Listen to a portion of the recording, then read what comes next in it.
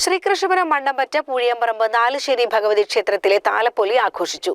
8ഓളം ആനകൾ ഉത്സവത്തിന് അണിനിരന്നു.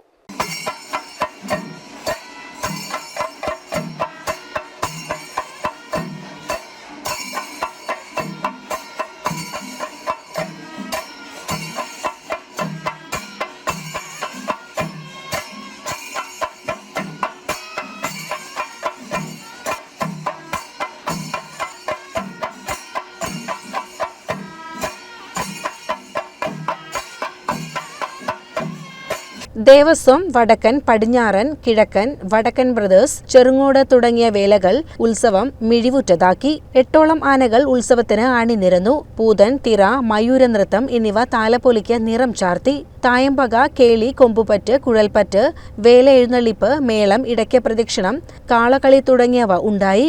ശ്രീഭൂതനാഥം ബാലയായിരുന്നു വിശേഷാൽ പരിപാടി.